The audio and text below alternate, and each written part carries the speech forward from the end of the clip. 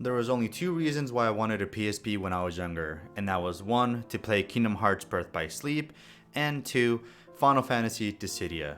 This game is my favorite PSP game in my opinion, and I loved everything about this game and how incredible the action RPG gameplay is in this game. I remember going to my local GameStop, walking in there with my brother, and getting a PSP 3000, and as well a copy of Kingdom Hearts Birth by Sleep, and Dissidia Final Fantasy, and immediately playing it as soon as we got back into the car. I did not want to wait another second for me to play this game, that I went ahead and opened up my brand new PSP box, took out the system, turned it on, set everything up, and immediately went ahead and popped in the brand new UMD disc for Dissidia Final Fantasy and started playing it immediately. Seeing that intro kind of scene that you get whenever you start up or boot up a PSP game when you're loading there or hovering over the UMD disc was just bliss. Dissidia Final Fantasy is an arena-like 3D action RPG game where you play as some of your favorite Final Fantasy heroes and villains. You are able to go ahead and select one as many arenas in the game that are based on locations from the story, and as well some paying homage to locations in their respective Final Fantasy games. I love seeing Tidus in this new design of his, and honestly, if they were to ever do a remake of Final Fantasy X, I would love to see him in this new look, as I think he looks incredible. Before I fanboy even more about Tidus, let's talk about what this game is all about first. Like I mentioned, it is a 3D arena action RPG fighting game where you are able to do a normal one-on-one battles and will play through the game story to gather more equipment for your characters, get currency to unlock other characters, mainly being the villains, and as well level up your characters to improve their statuses. Each character has their own unique abilities and combos you can do with them, and as well create different builds for each character as how you please. With that in-game currency that you can get for simply playing the game, you can also unlock different outfits and costumes for each character, and different things as well that you can also unlock in the item shop. I remember being so hyped for this game back in 2008 and seeing this YouTube video of this guy getting a limited edition PSP that released over in Japan, and me being a dumb kid wanting it for Christmas, but instead, since my family couldn't see it in our local stores, they decided to go ahead and get me a DS Lite instead, which I was still very happy about, and because, you know, as a dumb kid, I was easily pleased with anything that was given. I remember just watching multiple gameplay videos showing off the game, and also just seeing it graphically thought it was insane to see all those Final Fantasy characters just looking so crisp and clean at the time. People in the United States didn't get the chance to play this game until August of 2009, and once it released, I had to get my hands on it. Like I mentioned, I remember that summer getting the PSP in the game and trying to get all my favorite Final Fantasy characters to max level 100, as well as playing through the story. The story of the game basically centers around Cosmos, the goddess of harmony, and Chaos, the god of discord, who the villains are partnered with. During the story, you get to pick 10 characters being the main protagonists from the first 10 Final Fantasy games, and experience their situations through this great war, and seeing them interact with their villains. It was amazing seeing Tidus and Jet interact like the events of Final Fantasy X did happen, and seeing Tidus stand up to his father was one of the best moments in the game for me. Where are you going?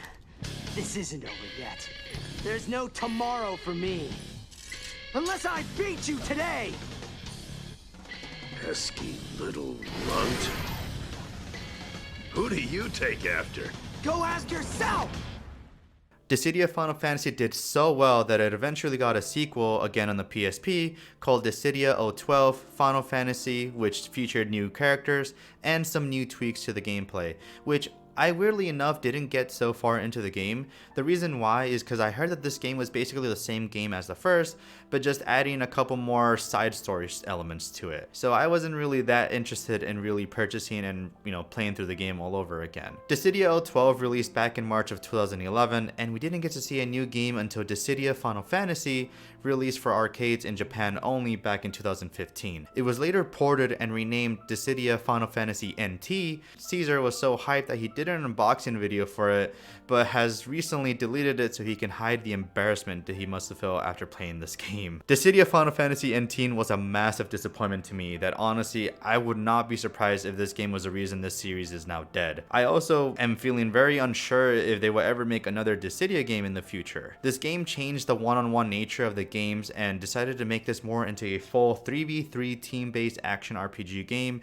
that on paper sounds really fun with friends, but was just just executed very poorly. Gone was an amazing story for this game, and all you had to do was normal battles with either offline play or online play to unlock these things called Memoria tokens to unlock and progress through the so-called story.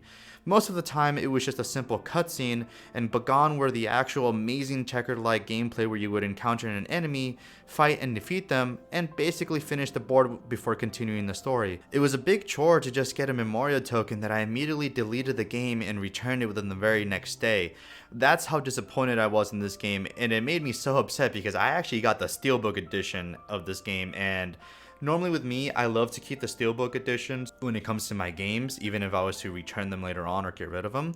But in this case, I didn't even want to look at that case. I actually went ahead and sold it to my local GameStop with that Steelbook case.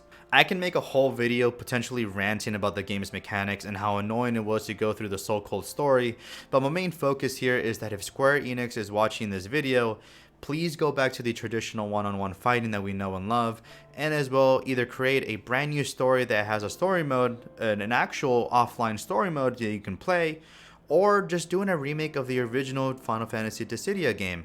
I would be all for it. Another thing that I also want to say is I understand why Final Fantasy Dissidia NT failed. It was an arcade port that did not work well for consoles, and from the looks of it, you guys had to throw in some form of story very last minute. Please do not repeat the mistakes you guys made in NT and just do a remake of the PSP original.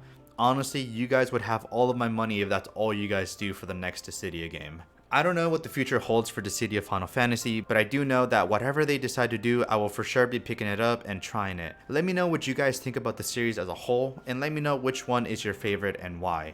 In the meantime, I'm gonna go ahead, cry myself to sleep knowing that Dissidia Final Fantasy NT is a thing that exists, and I'm just gonna, disappear like that. So I'll see you guys in the next one. Bye guys.